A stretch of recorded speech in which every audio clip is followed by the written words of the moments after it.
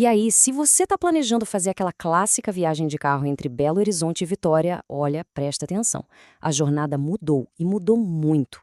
Hoje a gente vai entender por que esse trajeto ficou tão mais desafiador e, claro, como encarar ele da melhor maneira. Bora lá?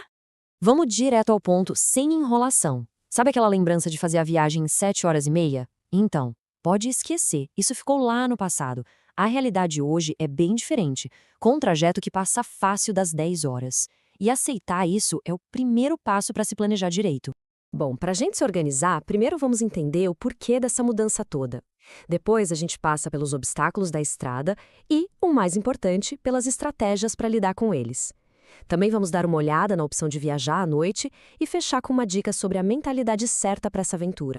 Então, como é que essa viagem se transformou tanto assim? É que nos últimos 20 anos, a dinâmica desses 500 quilômetros mudou completamente. Hoje, a estrada exige bem mais paciência e planejamento de quem está no volante.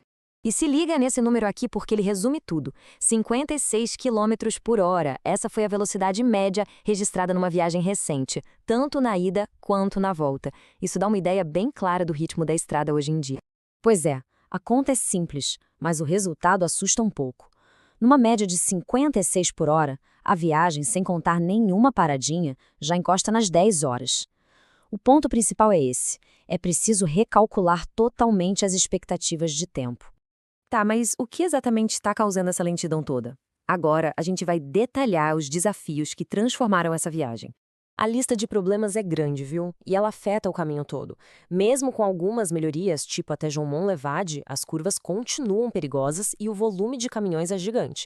Aí você soma os novos pedágios, os radares, os quebra-molas dentro das cidades e o fato de que a maior parte da via ainda é de pista simples. É um verdadeiro combo de atrasos. E olha, dentro de todos esses obstáculos, tem um que virou um verdadeiro pesadelo: as travessias urbanas. Tentar passar por dentro das cidades no meio do dia virou um teste de paciência. É um dos maiores gargalos da viagem inteira. Só para ter uma noção do impacto disso, a fonte do nosso material relata que levou 40 minutos só para atravessar Manoaçu. Pensa só, 40 minutos parada no trânsito urbano com semáforo e tudo. E o pior é que esse cenário se repete em outras cidades, como Ibatiba, Venda Nova do Imigrante e Viana. Ok. Os problemas ficaram bem claros. Mas e aí? Como a gente lida com eles? Agora vamos focar nas estratégias, no planejamento para fazer essa viagem ser o menos estressante possível. Diante desse cenário todo, o que dá para fazer? Basicamente, a gente tem duas estratégias principais para pensar. A primeira opção, que é para quem tem mais tempo e um orçamento mais folgado, é a mais confortável: dividir a viagem em duas. Dormir uma noite numa cidade no caminho, como Manoaçu, muda tudo. Já a segunda opção é para quem quer fazer de uma vez só.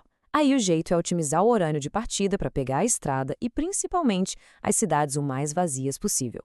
E é justamente essa segunda opção que merece uma análise mais de perto.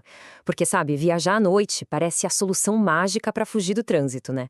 Mas a verdade é que tem que pesar muito bem os prós e os contras. O grande segredo dessa estratégia está no relógio. Para dar certo, a recomendação é sair de BH ou de Vitória por volta das 11 da noite. Desse jeito, você passa pelas cidades menores no meio da madrugada, quando o trânsito é praticamente zero. Mas é aqui que a gente precisa fazer um balanço. A vantagem é clara: ganha-se em velocidade, o estresse com o trânsito é bem menor, só que as desvantagens são bem sérias. A segurança diminui, porque os buracos e as curvas perigosas ficam meio que camuflados no escuro. E outra coisa, o suporte na estrada, posto, restaurante, banheiro, diminui muito. Qualquer emergência no meio da noite pode virar um problemão. Por fim, a gente chega no que talvez seja o conselho mais importante de todos. Ele vai além da logística e entra digamos, na filosofia da viagem. É sobre como a gente encara essa jornada mentalmente. E olha só essa citação da fonte, do Fábio Pessoa, que resume tudo de forma perfeita. A ideia é não tratar o deslocamento como se fosse uma corrida contra o tempo. O conselho é usar a própria viagem como parte da experiência, sabe? Um momento para criar memórias e, se possível, memórias divertidas. No final das contas, a reflexão que fica é essa: a viagem de carro é só um obstáculo que precisa ser vencido para chegar no destino? Ou ela já é o verdadeiro começo das férias? A forma como se responde essa pergunta pode mudar completamente a experiência na estrada.